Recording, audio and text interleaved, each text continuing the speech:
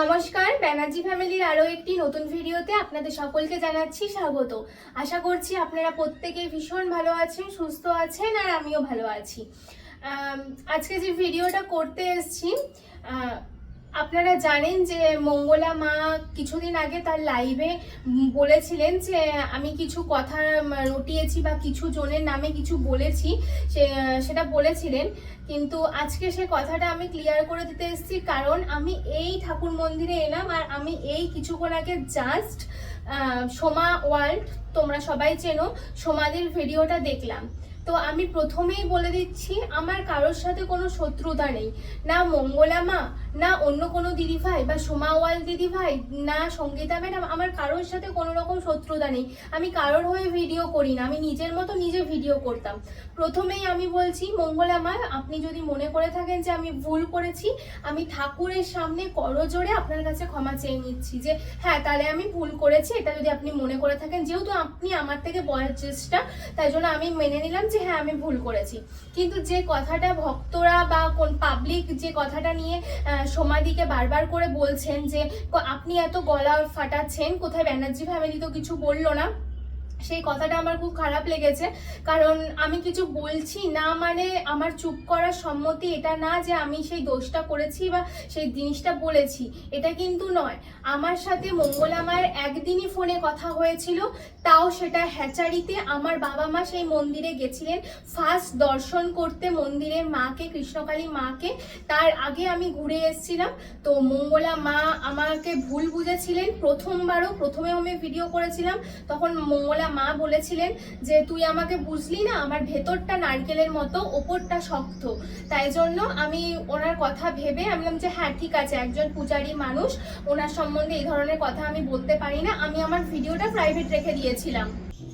সেই আমার মঙ্গলা মায়ের সাথে শেষ কথা। তারপর আমার আর মঙ্গলা মায়ের সাথে কোনোদিন কোনো কথা হয়নি। আর যে কথাটা উঠেছে যে ফলোয়ার্স বাড়িয়ে দেওয়া ইনস্টাগ্রামে, সোমাদি বলেছেন ফলোয়ার্স বাড়িয়ে দেবে ইনস্টাগ্রামে, সেই কথাটা কিন্তু সম্পূর্ণ ভুল। ইনস্টাগ্রামে ফলোয়ার্স বাড়িয়ে দেওয়ার মতো এই ধরনের কোনো রকম কথা না আমি কখনো কাউকে বলেছি, না আমাকে কেউ কখনো বলেছে। আমি এই ধরনের কথা কখনোই আমি এর আগে শুনিনি। আর আমি আরেকটা কথা ক্লিয়ার করতে চাই যে কেস ম্যাডাম, আমি সত্যি জানতাম না যে হ্যাঁ, ভিডিওর মাধ্যমে আমি শুনেছি, এর আগেও মঙ্গলা মায়ের লাইভে প্রচুর শুনেছি, অন্য কোনো চ্যানেলেও শুনেছি যে কেস দিদি। তো এই কেস দিদি কে আমি সত্যি জানতাম না। আমি কিন্তু সোমাদির সাথে যেদিনকার আমার কথা হলো ইনস্টাগ্রামের কলে, ফোন নাম্বারে নয়, ইনস্টাগ্রামের কলে যেদিন আমার কথা হলো, সেদিনকার আমি সোমাদিকে জিজ্ঞাসা করেছিলাম এই কেস দিদি কাকে বলছে। তখন সোমাদি বলেছিল এটা সঙ্গীতা ম্যাডাম। আমি কোনোদিনও সঙ্গীতা ম্যাডাম, অত বড় মাপের একজন মানুষ, তাকে আমি কখনো এই কথাটা বলতে পারি? তার মেয়ের বয়সী আমি, কখনো এই ধরনের কথা আমি তাকে বলতেই পারি না। আর আমি জানতামও না তার আগে অব্দিও যে কেস দিদিটা কে, কাকে কেস দিদি বলা হচ্ছে।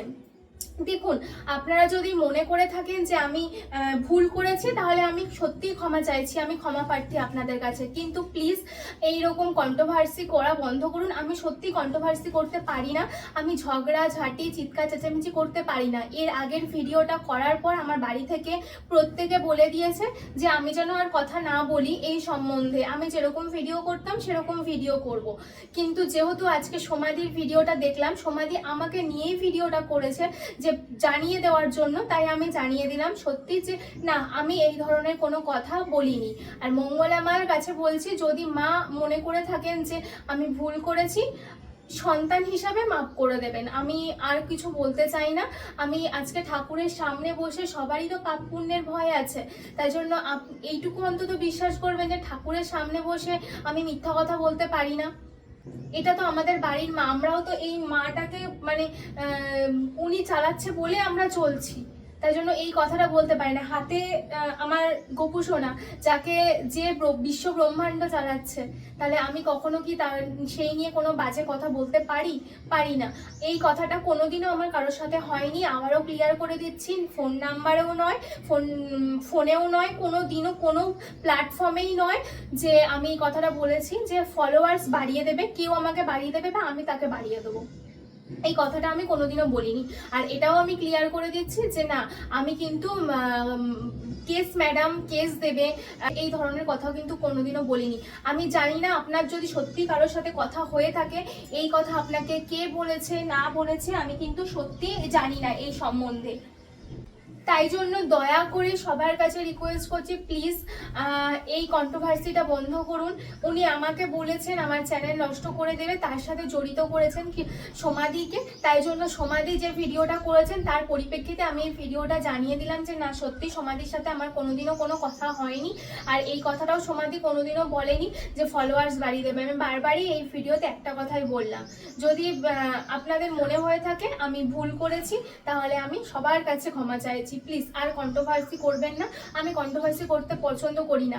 আর সমাধিকে বলছি লাস্ট অবধি যে আমি বলেছিলাম ভিডিও করব, কিন্তু যেহেতু আমার ছেলেটা খুব অসুস্থ হয়ে পড়েছে হঠাৎ করে, আমার ছেলেটার শরীরটা ভীষণ খারাপ, তাই জন্য আমি ভিডিওটা করতে পারলাম না। তাই তোমার ভিডিওটা আমি একটু আগেই দেখলাম, তাই জন্য আমি বললাম মন্দিরে এসে আমি ভিডিওটা করি, মন্দিরে মায়ের পুজো করতে করতে, কারণ পরে আর আমার সময় হবে না। আমি ভিডিওটা একটু পরেই পোস্ট করে দিচ্ছি। এখন মোটামুটি ঘড়িতে এই 9:30 কি 9:45 মতো বাজে। আমি পুজো করে উঠেই আমি ভিডিওটা পোস্ট করে দেবো। তাই জন্য সব ভক্তদের কাছে, সমস্ত ফলোয়ার্স বন্ধুদের কাছে, ভিউয়ার্সদের কাছে আমার একটাই রিকোয়েস্ট, প্লিজ কেউ বাজে কথা বলবেন না কারোর সম্বন্ধে। আমি কোনো কথা কাউকে বলিনি। হয়তো কোনো মানুষ থাকতে হতেই তো পারে মানুষ ক্ষেত্রে ভুল হয়েছে, তাই জন্য সেই ভুল কোনো না কোনো দিন ঠিক মিটে যাবে। আমি কাউকে দোষ দিচ্ছি না, আমি সবাইকে বলছি যদি আমি ভুল করে থাকি, আমার কথাটা যদি কাউকে আঘাত করে থাকি, সবার কাছে আমি ক্ষমা চাইছি। প্লিজ আপনারা কেউ এই ধরনের ভিডিও আর বানাবেন না, আমি কথাটা ক্লিয়ার করে দিলাম। আর আমি এটাই শেষ ভিডিও এই নিয়ে, এই টপিকটা নিয়ে এটাই আমার শেষ ভিডিও। কারণ বাড়ি থেকে আমাকে বলে দিয়েছে আর কোনো ভিডিও বানাতে না এই নিয়ে, কারণ আমরা ঝগড়া অশান্তি পছন্দ করি না। আমি নিজের মতো নিজে ভিডিও করছিলাম।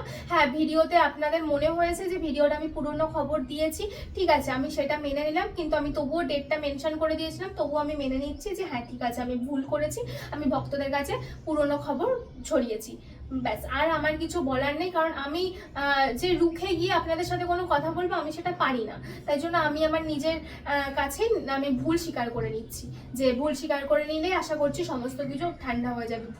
ভুল স্বীকার করার আগে তো কিছু নেই। একটা ফাঁসির অপরাধীকেও তার ফাঁসি দেওয়ার আগে জিজ্ঞাসা করা হয়, সে যদি তার ভুল স্বীকার করে আমার মনে হয় যে তার লাস্ট ইচ্ছাটা জানা হয়। তো আমারও লাস্ট ইচ্ছা এটাই যে আমি এই নিয়ে, এই টপিক নিয়ে আর ভিডিও বানাবো না। তো প্লিজ কেউ কন্ট্রোভার্সি করবেন না। আর যারা যারা আমাকে নিয়ে পোস্ট করছেন প্লিজ সেটা বন্ধ করুন না, কারণ আমার চ্যানেলটা তো শুধু কৃষ্ণকালী মাকে নিয়ে নয়, আরও আমার নিজস্ব কন্টেন্ট আছে, সেটাতে আমার চ্যানেলের ক্ষতি হয়ে যাচ্ছে।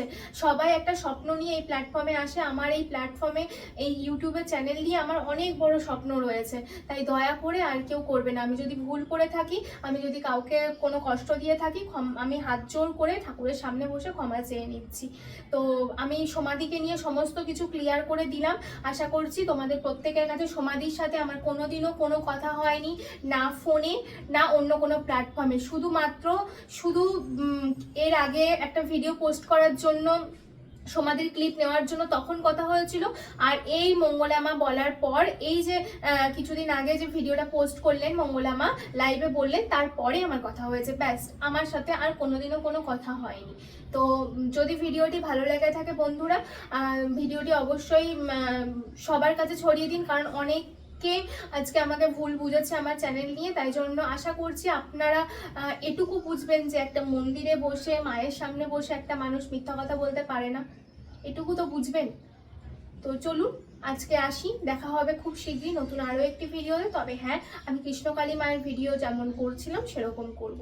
চলো আজ আসি, দেখা হচ্ছে খুব শীঘ্রই নতুন আরও একটি ভিডিওতে। সবাই ভালো থাকবেন, সুস্থ থাকবেন, সাবধানে থাকবেন। জয় কৃষ্ণকালী মায়ের জয়, জয় দক্ষিণা মায়ের জয়।